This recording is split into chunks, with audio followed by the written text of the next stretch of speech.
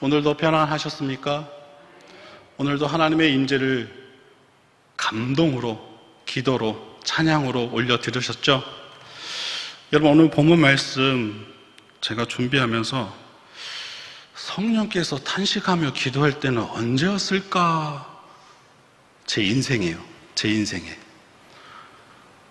인생에 두 번의 고비가 있었어요. 어느 때냐면, 첫 번째,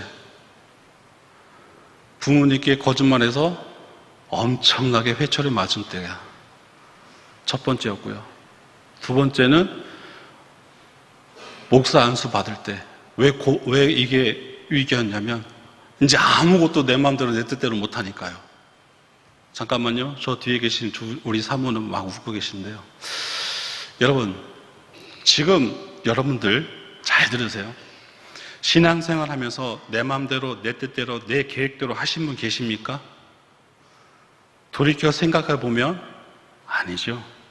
다 하나님께서 계획해 주셨고, 하나님께서 그 앞길 모든 것을 예비해 주시고, 그리고 선한 길로, 그리고 그 모든 것의 결과는 하나님의 은혜일 줄 믿습니다. 그런 믿음의 성도들이 하나님 앞에 예배할 때마다 우리는 잊지 말아야 될 것, 내 안에 성령께서 하시는, 감동하시는 그 하나님의 메시지에 대해서 우리가 잘 반응하고 있는지 매일매일 점검이 참 필요한 것 같습니다. 여러분, 우리는 사람인지라 내 마음대로 하고 싶을 때 참 많아요. 내 뜻대로 하고 싶을 때 참 많아요. 어떤 분은 저에게 이렇게 충고합니다. 목사님은 AI 같아요. 뭐든지 계획대로, 시간표대로 하지 않으면 목사님 참 힘든 것 같아요. 네, 맞아요.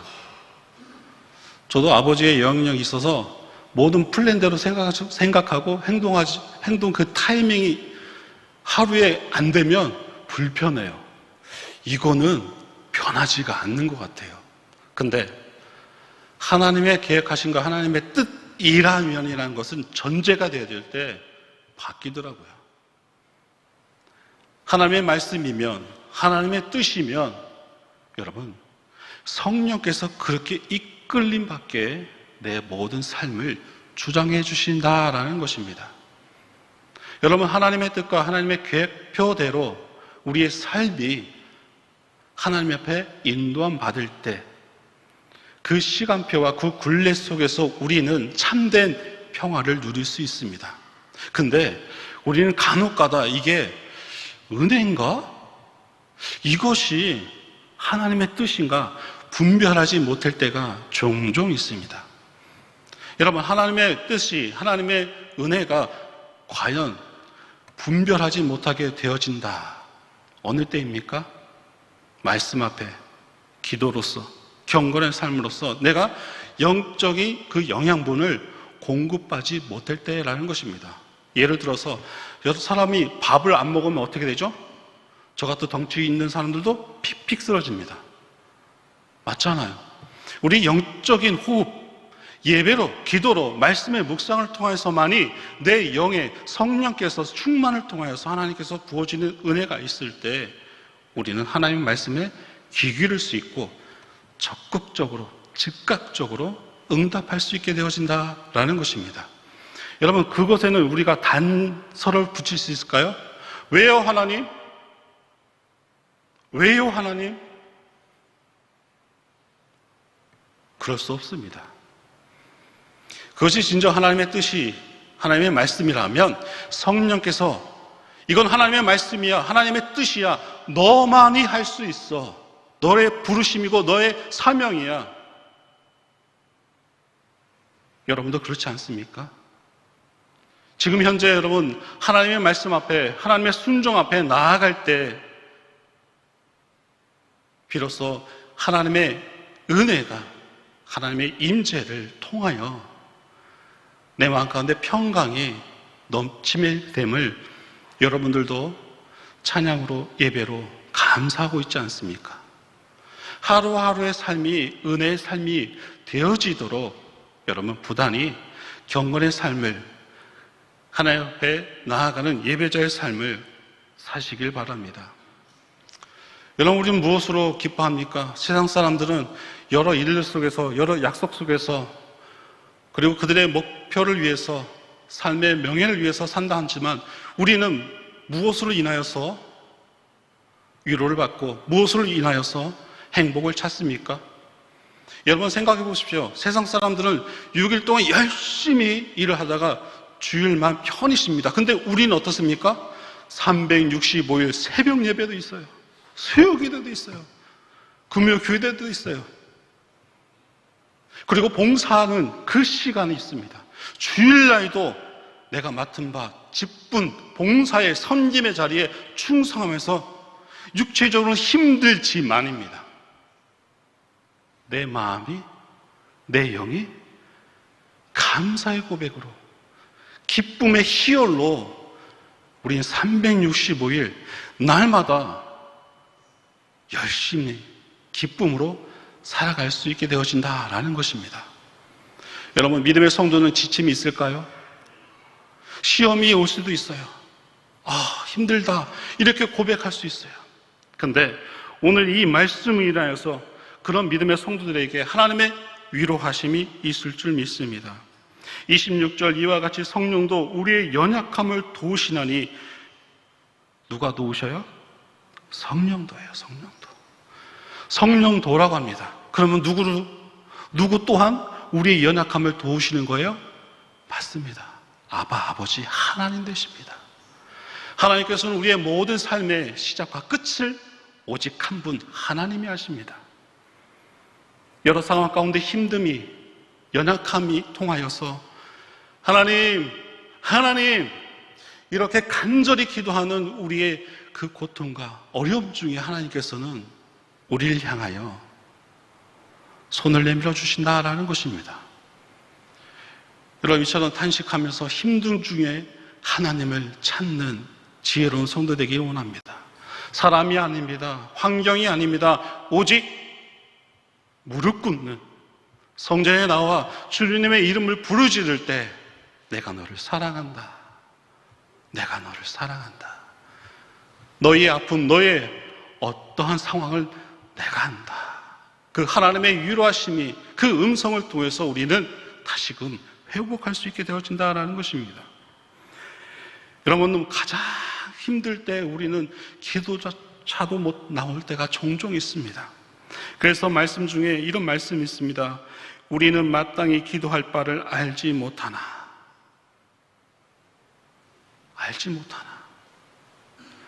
너무 힘들어서 먹는 것도, 너무 힘들어서 생각조차 못할 때, 그리고 기도를 내가 어떻게 해야 될지 못할 때, 오늘 계속해서 말씀은 오직 성령이 말할 수 없는 탄식으로 우리를 위하여 친히 간구하시니라는 것입니다. 성령께서는 간구해 주신답니다. 애절함이죠. 우리를 향한 애틋함이죠.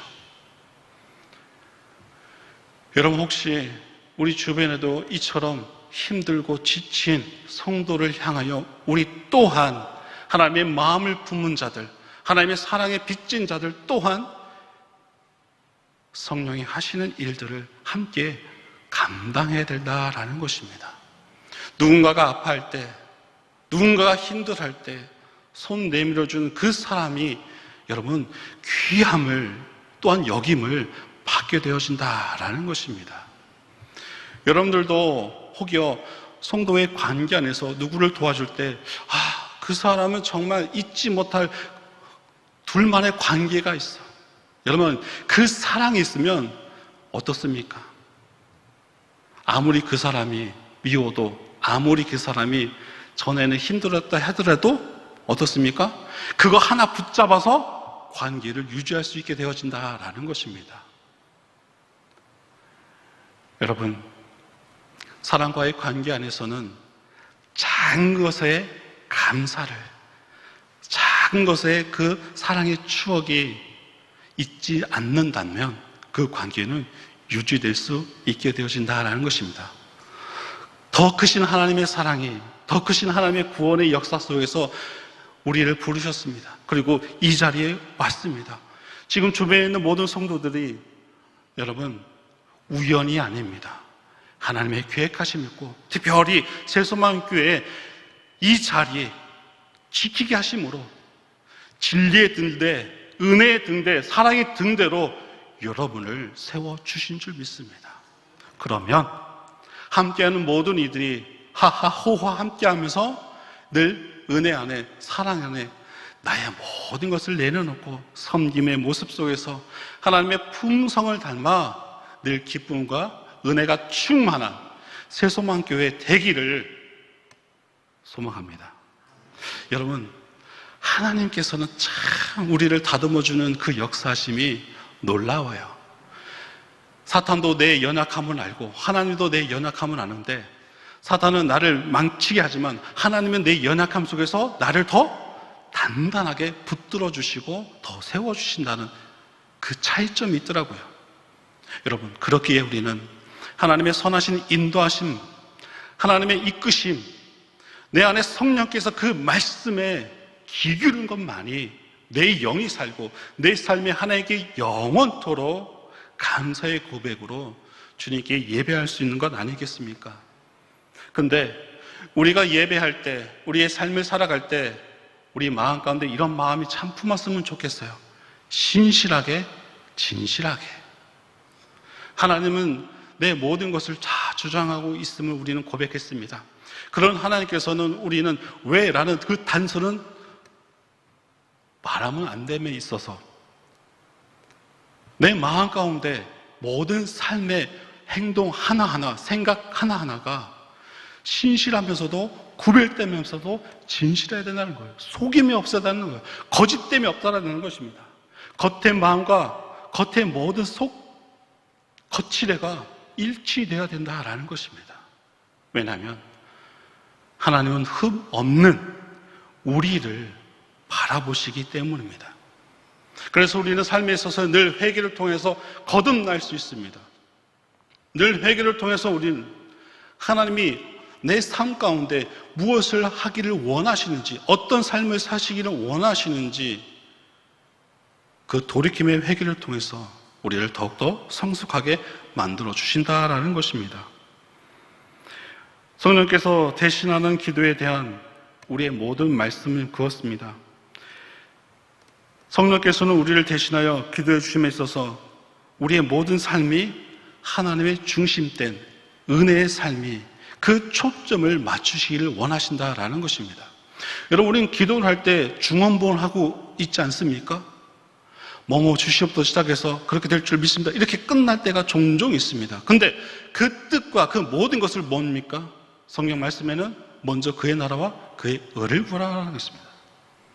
이 시대에 우리가 기도함에 있어서 하나님의 뜻을 알고 하나님의 거룩한 백성이 어떤 삶을 살아야 될지라는 것에 있어서 우리는 계속해서 말씀을 듣습니다. 계속해서 믿음으로 실천합니다. 그런데 이 두 가지가 조화가 될 때 엄청난 하나님의 능력이 나타나게 되어진다라는 것입니다. 그리고 28절 보니까요, 하나님을 사랑하는 자, 곧 그 뜻대로 부르심이 입은 자들에게 모든 것을 협력하여 선을 이룬다 하십니다. 여러분, 하나님을 사랑하는 말이 있습니다. 어떤 이들은 하나님을 믿기는 믿으나 사랑하지 않는 이들이 덜어 있습니다. 때로는 의심도 한다고 합니다. 거역도 하고 무시하는 이들도 없지 않아 있습니다. 예수님께서 일찍이 그 제자 베드로에게 요나의 아들 시몬아, 내가 나를 사랑하느냐 물은 적이 있습니다. 믿노라고 하지만 세상을 더 사랑하는 이들은 혹 없습니까? 여러분, 오늘 우리도 하나님께서 묻습니다. 내가 나를 사랑하느냐? 네가 나를 사랑하느냐? 여러분, 우리는 세상을 사랑하면서 하나님을 사랑할 수 없습니다. 왜냐? 세상을 사랑하면 죄를 짓기 때문입니다. 세상을 사랑하면 하나님의 그 거룩하신 은혜의 법을 따르지 않게 되기 때문입니다. 그래서 우리는 삶에 있어서 먼저 성전 중심의 삶으로, 예배 중심의 삶을 사는 것입니다. 거듭 말합니다. 중심된 삶에 하나님이 중심이 되어야 된다는 것입니다. 그리고 그 뜻대로 부르심을 입은 자들이라는 말이 또 있습니다. 우리가 믿게 된 동기나 혹은 경우에 각각 다릅니다. 그러나 그 배후에는 모두 하나님의 부르심이 있었습니다. 하나님의 부르심이 있었기 때문에 우리가 다 죄를 회개하고 예수를 믿게 된 것입니다. 이 문제에 대하여는 하나님께서 사랑하고 그 뜻대로 부르심 받은 참된 성도들에게 모든 것이 협력하여 서로를 이루게 된다라는 것입니다. 우리가 믿는다고 갑자기 우리 환경이 변한 것은 아닙니다. 여전히 이 죄악이 많고 복잡한 환난 많은 이 세상에 살아갑니다. 그러므로 우리는 믿는 사람들도 환난 당하고 병에 걸리기도, 때로는 사업에 실패하고 가정에 불행일에 당합니다. 그러나 분명히 기억하십시오. 하나님을 사랑하는 진실한 성도들에게는 이러한 모든 것들도 다 협력하여 마지막에는 선을 이루게 하시게 주신다는 것입니다. 우리는 구약 가운데 나타나는 요셉의 이야기를 잘 압니다. 그는 아무 특별한 죄도 없이 형제들의 시기를 받아 소년 시절에 멀리 애굽의 종의 신서로 팔려갑니다. 정녕 불행한 일입니다. 또 그는 애굽의 시대장 보디발의 장군 집에서 종노릇 하였지만 충성과 경건한 생활로서 봉사를 했습니다. 또한 오히려 보디발의 아내를 통하여 들어오는 큰 종력의 유혹을 담대히 물리심으로 누명을 쓰고 억울하게 감옥에까지 들어가게 되었습니다. 불행한 일입니다. 그러나 여러분 잘 아십니다. 하나님을 사랑하고 그 뜻대로 부르심을 입은 요셉에게는 이 모든 불행한 요소들이 합력하여 마지막에는 선을 이루고 애굽의 총리 대신 자리에까지 오르게 되었고, 자기 아버지와 형제들과 그 가족을 큰 기근에서 건질 수 있었습니다. 마지막에는 선으로 이루어지게 하셨다라는 것입니다. 여러분, 요셉의 이와 같은 인생의 여정 속에서 우리도 마찬가지입니다. 지금 이 모든 환경 가운데 힘들지만 하나님께서는 다 계획이 있었고, 하나님께서는 이 모든 환란 가운데서도 나를 포기하지 않으시고 인도해 주시리라는 이 믿음 변치 않는다면 하나님과 늘 함께 협력하여 선을 이루시는 크신 은혜가 있을 줄 믿습니다. 사도행전을 읽는 사도 바울이 부름받아 사방에 다니며 복음을 전파할 때 얼마나 많은 핍박과 고난을, 고통과 수고를 당하는지 우리는 잘 알 수 있습니다. 특별히 그분 마지막에 몇 해 동안 거의 로마에서 감옥생활 하시다가 억울하게 순교까지 합니다. 그의 오랜 감옥 생활을 생각해 볼 때 그분이 만일 밖에 나와 일을 할 수 있었다면 얼마나 더 큰 열매를 맺을 것인가 생각할 때도 없지 않아 있습니다. 그러나 깊이 생각해 보면 그렇지 않습니다. 그분은 오히려 오랜 감옥 생활을 통하여 더 큰 열매를 맺었습니다. 여러분 생각해 보십시오. 그분이 남긴 많은 옥중 서신이 있는데 이 서신들은 모두 성경에 편입되었고, 그리고 오는 세대에 수많은 성도들을 인도하며 격려하며 위로하며 지금까지 축복하고 있습니다. 여러분의 그 고난 속에서 하나님을 찾고 하나님 말씀 가운데 순종하는 것, 이 또한 하나님의 은혜인 줄 믿습니다. 그러니 여러분 견디십시오. 그러니 여러분 그걸 통해서 더 하나님을 향하여 믿음으로 간구하는 그 기도를 통하여 하나님을 만나십시오. 그러면 하나님의 위로하심이, 하나님의 복되심이 여러분의 삶 가운데 간증하는, 하나님의 이름을 드높이는 여러분의 삶이 될 수 있게 된 줄 믿습니다. 여러분, 우리 가운데 오랜 신앙생활을 하신 분들이 여러분 계신 줄 믿습니다. 여러분들도 잠깐 각각 나의 과거를 돌이켜 조용히 생각해 보십시오. 여러분도 사도 바울과 같이 내가 알거니와 하나님을 사랑하는 자 곧 그 뜻대로 부르심은 입은 자들에게는 모든 것이 협력하여 선을 이루니라, 이렇게 고백하리라 믿습니다. 과연 그러합니다. 이 부족한 한 사람 역시 같은 고백할 수밖에 없습니다. 얼마나 감사한 일입니까? 하나님의 사랑은 한량이 없음을 성경에서 계속해서 말하고 있고, 2000년 전에 하나님 또한 지금 현재 우리와 함께 하시는 하나님인 줄 믿습니다. 각자의 믿음의 분량대로, 각자의 믿음의 순종대로 하나님께서는 준비하신 은혜의 복이 있음을 우리는 잊지 말아야 된다라는 것입니다. 지금 혹 걱정이나 근심이나 불행한 일을 당한다고 결코 낙심하지 마십시오.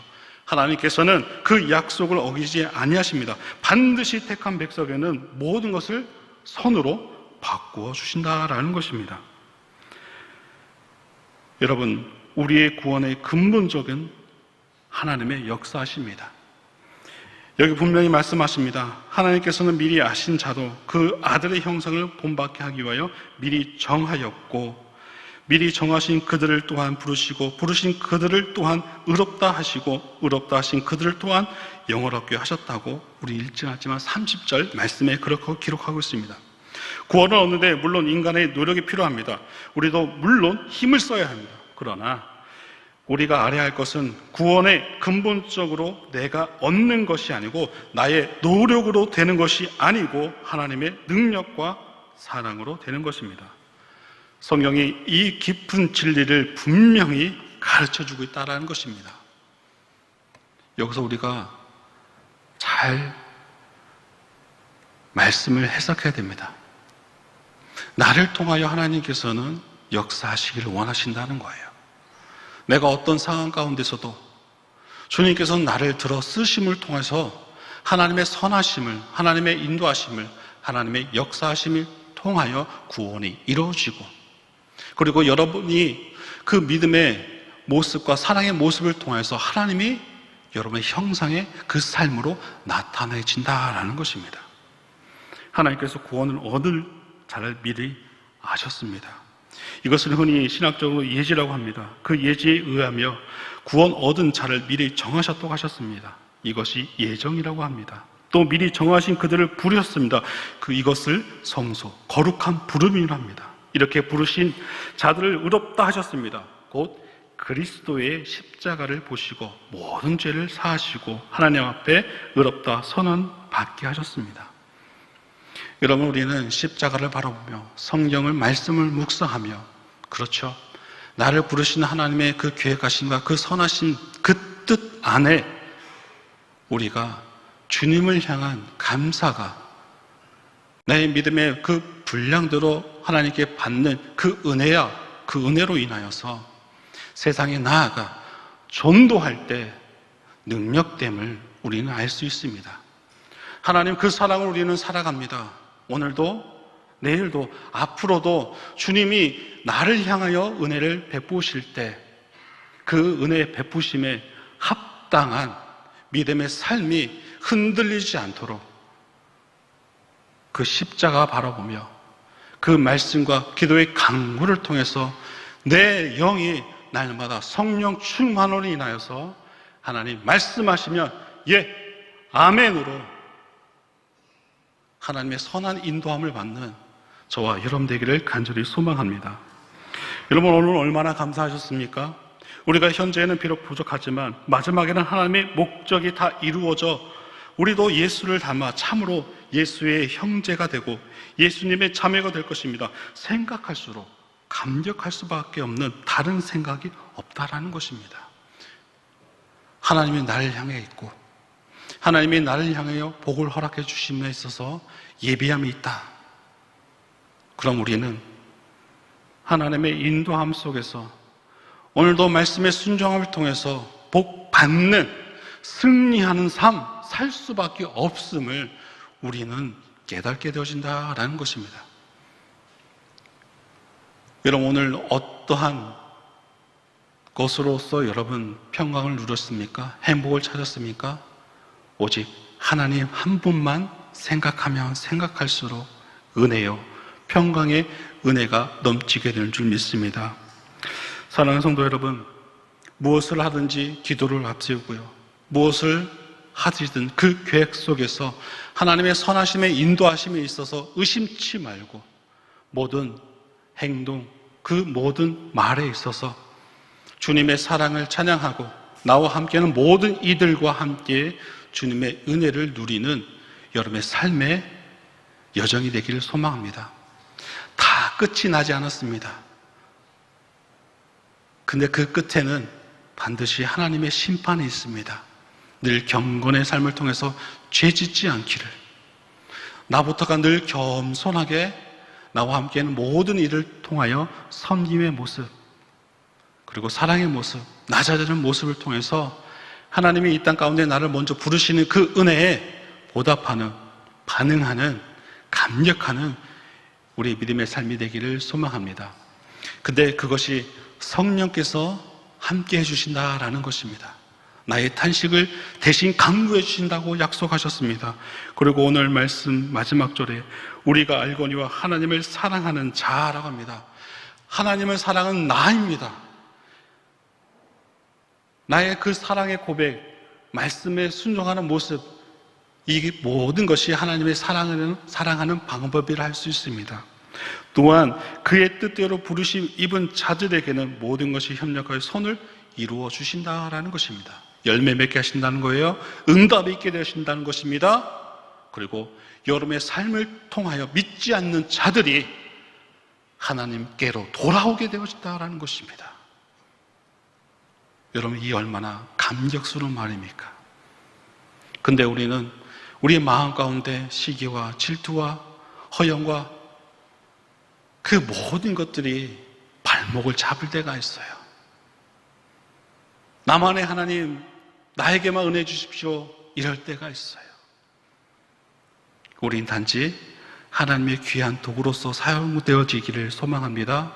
그 부르심에 온전히 쓰임받고 세움받아서 새소망교회에 향하신 하나님의 거룩한 뜻이 나로 인하여 세워지기를, 늘 은혜 풍성하기를 간구하는 여러분의 믿음의 삶 되기를 간절히 소망합니다.